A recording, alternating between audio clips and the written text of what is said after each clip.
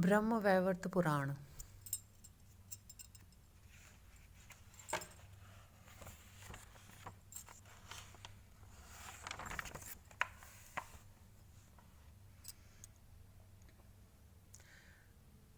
श्री गणेशाय नमः।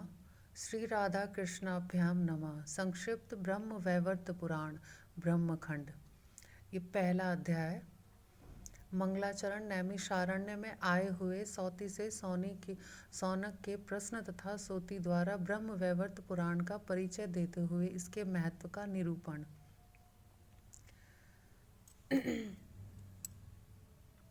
गणेश, ब्रह्मा, महादेव जी, देवराज, इंद्र, शेषनाग आदि सब देवता, मनु, मुनीन्द्र, सरस्वती, लक्ष्मी तथा पार्वती आदि देवियां भी जिन्हें मस्तक झुकाती हैं, उन सर्वव्यापी परमात्मा को मैं प्रणाम करता हूँ, जो सृष्टि के लिए उन्मुख हो तीन गुणों को स्वीकार करके ब्रह्मा, विष्णु और शिव नाम वाले तीन दिव्य स्थूल शरीरों को ग्रहण करते तथा विराट पुरुष को अपने रूम कूपों में संपूर्ण विश्व को धारण करते हैं, जिन्होंने अपनी कला द्वारा भी सृष्टि रचना की है तथा जो सूक्ष्म अंतर्यामी आत्मा रूप से सदा सबके हृदय में विराजमान है, उन महान आदि पुरुष अजन्मा परमेश्वर का मैं भजन करता हूँ। ध्यान परायण देवता, मनुष्य और स्वयंभू आदि मनु जिनका ध्यान करते हैं, योगारूढ़ योगी जन जिनका चिंतन करते हैं, जागृत, स्वप्न और सुषुप्ति सभी अवस्थाओं में विद्यमान होने पर भी जिन्हें बहुत से साधक संत कितने ही जन्मों तक तपस्या करके भी देख नहीं पाते तथा जो केवल भक्त पुरुषों के ध्यान करने के लिए स्वेच्छा में अनुपम एवं परम मनोहर श्याम रूप धारण करते हैं, उन त्रिगुणातीत निरय एवं निर्विकार परमात्मा श्री कृष्ण का मैं ध्यान करता हूँ, जिनसे प्रकृति, ब्रह्मा, विष्णु तथा शिव आदि का आविर्भाव हुआ है। उन त्रिगुणातीत पर ब्रह्म परमात्मा अच्युत श्री कृष्ण की मैं वंदना करता हूँ। हे भोले भाले मनुष्यों, व्यास देव ने श्रुति गणों को बछड़ा बनाकर भारती रूपिणी कामधेनु से जो अपूर्व अमृत से भी उत्तम, अक्षय, प्रिय एवं मधुर दूध दुहा था, वही यह उत्तम सुंदर ब्रह्मवैवर्त पुराण है। तुम अपने श्रवण पुटों द्वारा इसका पान करो।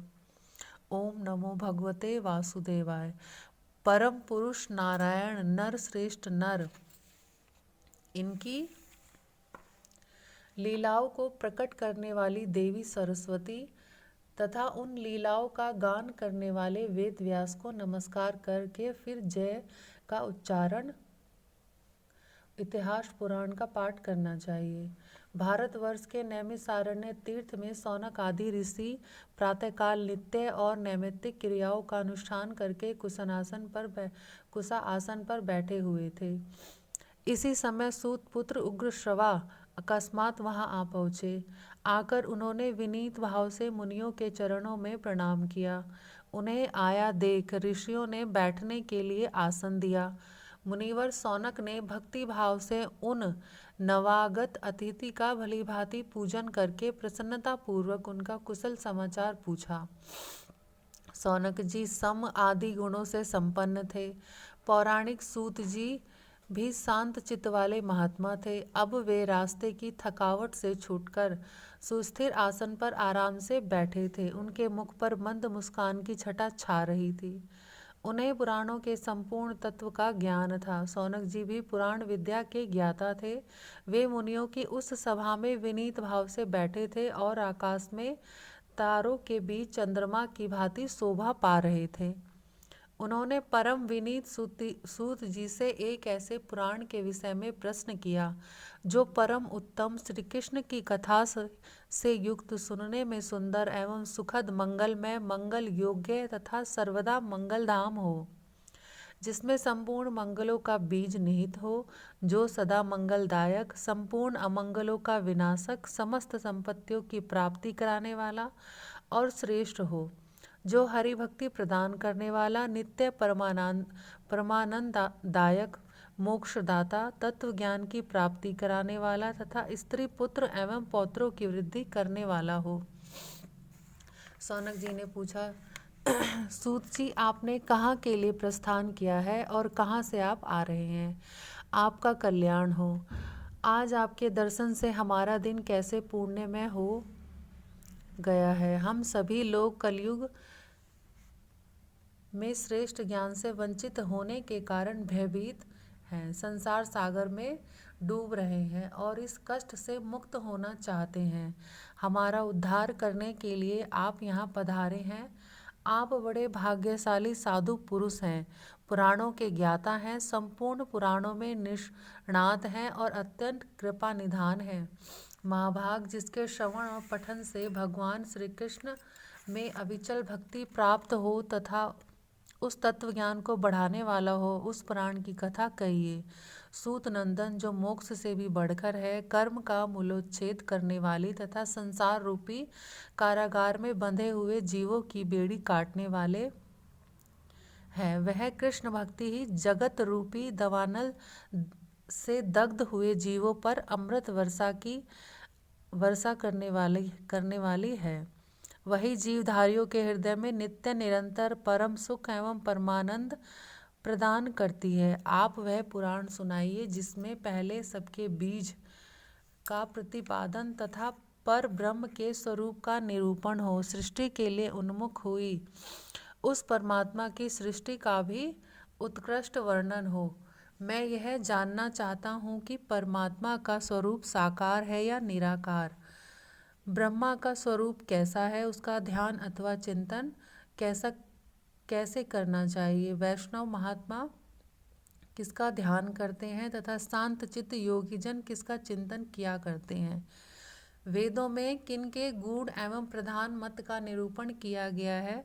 वत्स, जिस पुराण में प्रकृति के स्वरूप का निरूपण हुआ हो, गुणों का लक्षण वर्णित हो तथा महत आदि तत्वों का निर्णय किया गया हो, जिसमें गोलोक, वैकुंठ, शिवलोक तथा अन्य स्वर्ग आदि लोकों का वर्णन हो तथा अंशों और कलाओं का निरूपण हो, उस पुराण को श्रवण कराइए। सूत नंदन, प्राकृत पदार्थ क्या है, प्रकृति क्या है तथा प्रकृति से परे जो आत्मा या परमात्मा है उसका स्वरूप क्या है।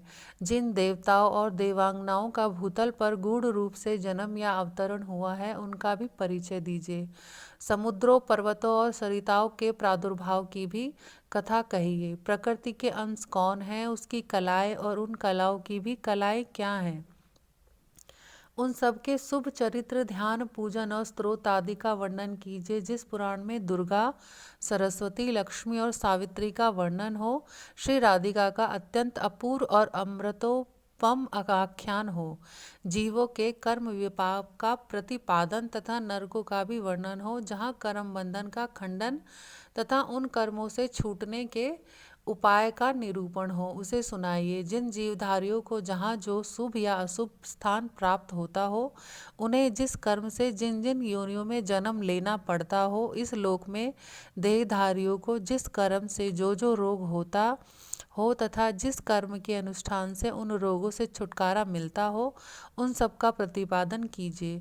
सूतनंदन, जिस पुराण में मनसा, तुलसी, काली, गंगा और वसुंधरा पृथ्वी, इन सब का तथा अन्य देवियों का भी मंगलमय आख्यान हो, सालग्राम, शिलाओं तथा दान के महत्व का निरूपण हो, अथवा जहाँ धर्माधर्म के स्वरूप का अपूर्व विवेचन उपलब्ध होता हो, उसका वर्णन कीजिए। जहाँ गणेश जी के चरित्र, जन्म और कर्म का तथा उनके गूढ़ कवच, स्तोत्र और मंत्रों का वर्णन हो, जो उपाख्यान अत्यंत अद्भुत और अपूर्व हो तथा कभी सुनने में न आया हो, वह सब मन ही मन याद करके इस समय आप उसका वर्णन करें। परमात्मा श्री कृष्ण सर्वत्र परिपूर्ण है, तथापि इस जगत में पुण्य श्वेत भारतवर्ष में जन्म लेकर उन्होंने नाना प्रकार के लीला विहार किए।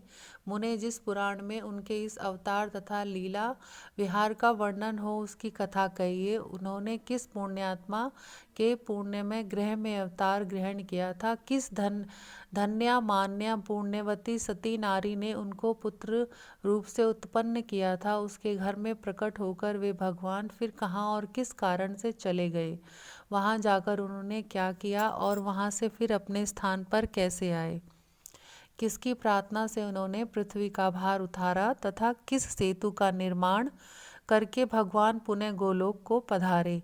इन सबके तथा उपाख्यानों के परिपूर्ण जो श्रुति दुर्लभ पुराण है उसका सम्यक ज्ञान मुनियों के लिए भी दुर्लभ है। वह मन को निर्मल बनाने का उत्तम साधन है। अपने ज्ञान के अनुसार मैंने जो भी शुभाशुभ बातें पूछी हैं या नहीं पूछी हैं उसके अनुसार समाधान से युक्त जो पुराण तत्काल वैराग्य उत्पन्न करने वाला हो मेरे समक्ष उसी की कथा कहिए। जो शिष्य के पूछे अथवा बिना पूछे हुए विषय की व्याख्या करता है तथा योग्य और अयोग्य के प्रति भी समभाव रखता है वही सत्पुरुषों में श्रेष्ठ सद्गुरु है। सौती बोले, मुने आपके शरणारविंदों का दर्शन मिल जाने से मेरे सब कुशल ही कुशल है। इस समय सिद्ध क्षेत्र से आ रहा हूँ और नारायण आश्रम को जाता हूँ। यहाँ ब्राह्मण समूह को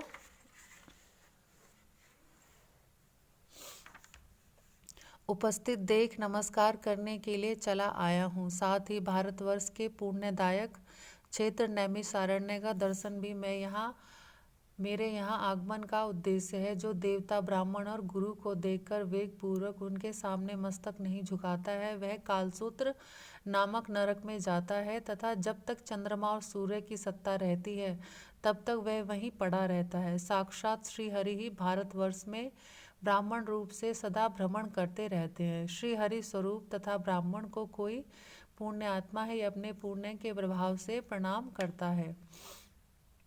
भगवान, आपने जो कुछ पूछा है तथा आपको जो कुछ जानना अभीष्ट है वह सब आपको पहले से ही ज्ञात है। तथापि आपकी आज्ञा शिरोधार्य कर मैं इस विषय में कुछ निवेदन करता हूँ। पुराणों में सारभूत जो ब्रह्म वैवर्त नामक पुराण है वही सबसे उत्तम है। वही हरि भक्ति देने वाला तथा संपूर्ण तत्वों के ज्ञान की वृद्धि करने वाला है। यह भोग चाहने वालों को भोग, मुक्ति की इच्छा रखने वाले को मुक्ति, मोक्ष तथा वैष्णव भक्तों को हरि भक्ति प्रदान करने वाला है। सबकी इच्छा पूर्ण करने के लिए यह साक्षात कल्प वृक्ष स्वरूप है। इसके ब्रह्मखंड में सर्व बीज स्वरूप उस पर ब्रह्म परमात्मा का निरूपण है जिसका योगी संत और वैष्णव ध्यान करते हैं तथा जो परात्पर रूप हैं। सौनक जी, वैष्णव, योगी और अन्य संत महात्मा एक दूसरे से भिन्न नहीं है। जीवधारी मनुष्य अपने ज्ञान के परिणाम स्वरूप क्रमश संत, योगी और वैष्णव होते हैं। सत्संग के से मनुष्य संत होते हैं, योगियों के संग से योगी होते हैं, भक्तों के संग से वैष्णव होते हैं। ये क्रमश उत्तरोत्तर श्रेष्ठ योगी। ब्रह्मखंड के अनंतर प्रकृति खंड है जिसमें देवताओं, देवियों और संपूर्ण जीवों की उत्पत्ति का वर्णन है। साथ ही देवियों के शुभ चरित्र का वर्णन है। जीवों के कर्म, विपाक और सालग्राम शिला के महत्व का निरूपण है। उन देवियों के कवच, स्तोत्र, मंत्र और पूजा पद्धति का भी प्रतिपादन किया गया है। उस प्रकृति खंड में प्रकृति के लक्षण का वर्णन है, उसके अंशों और कलाओं का निरूपण है, उनकी कीर्ति का कीर्तन तथा प्रभाव का प्रतिपादन, पुण्य आत्माओं और पापियों को जो जो शुभाशुभ स्थान प्राप्त होते हैं उनका वर्णन है। पाप कर्म से प्राप्त होने वाले नरक तथा रोगों का कथन है। उनसे छूटने के उपाय का भी विचार किया गया है। प्रकृति खंड के पश्चात गणपति खंड में गणेश जी के जन्म का वर्णन, उनके उस अत्यंत अपूर्व चरित्र का निरूपण है जो श्रुतियों और वेदों के लिए भी परम दुर्लभ है। गणेश और भृगु जी के संवाद में संपूर्ण तत्वों का निरूपण है। गणेश जी के गूढ़ कवच और स्तोत्र, मंत्र तथा तंत्रों का वर्णन है। तत्पश्चात श्री कृष्ण जन्म खंड का कीर्तन हुआ है। भारतवर्ष के पुण्य क्षेत्र श्री कृष्ण के दिव्य जन्म कर्म का वर्णन है। उनके द्वारा पृथ्वी के भार उतारे जाने का प्रसंग है। उनके मंगलमय क्रीड़ा कौतुकों का वर्णन है। सत्पुरुषों के लिए जो धर्म सेतु का विधान है उसका निरूपण भी श्री कृष्ण जन्मकांड में ही हुआ है। विप्रवर सौनक जी, इस प्रकार मैंने उत्तम पुराण शिरोमणि ब्रह्म वैवर्त का परिचय दिया। यह ब्रह्म आदि 4 खंडों में बांटा हुआ है। इसमें संपूर्ण धर्मों का निरूपण है। यह पुराण सब लोगों को अत्यंत प्रिय है तथा सबकी समस्त आशाओं को पूर्ण करने वाला है। इसका नाम ब्रह्म वैवर्त है। यह संपूर्ण अभीष्ट पदों को देने वाला है। पुराणों में सारभूत है। इसकी तुलना वेद से की गई है। भगवान श्री कृष्ण ने इस पुराण में अपने संपूर्ण ब्रह्म भाव को विवृत प्रकट किया है। इसीलिए पुराणवेता महर्षि इसे ब्रह्म वैवर्त कहते हैं। पूर्व काल में निरामय गोलोक के भीतर परमात्मा श्री कृष्ण ने ब्रह्मा जी को इस पुराण सूत्र का दान दिया था। फिर ब्रह्मा जी के महान तीर्थ पुष्कर में धर्म को इसका उपदेश दिया। धर्म ने अपने पुत्र नारायण को प्रसन्नतापूर्वक यह पुराण प्रदान किया। भगवान नारायण ऋषि ने नारद को और नारद जी ने गंगा जी के तट पर व्यास देव को इसका उपदेश दिया। व्यास जी ने उस पुराण सूत्र का विस्तार करके उसे अत्यंत विशाल रूप देकर पुण्यदायक सिद्ध क्षेत्र में मुझे सुनाया। यह पुराण बड़ा ही मनोहर है। ब्राह्मण, अब मैं आपके सामने इसकी कथा आरंभ करता हूँ। आप इस पुराण को सुने। व्यास जी ने इस पुराण को 18,000 श्लोकों में विस्तृत किया है। संपूर्ण पुराणों के श्रवण से मनुष्य को जो फल प्राप्त होता है वह निश्चय ही इसके एक अध्याय को सुनने से मिल जाता है। श्री राधे। कल आगे का अध्याय पढ़ेंगे हम इसमें।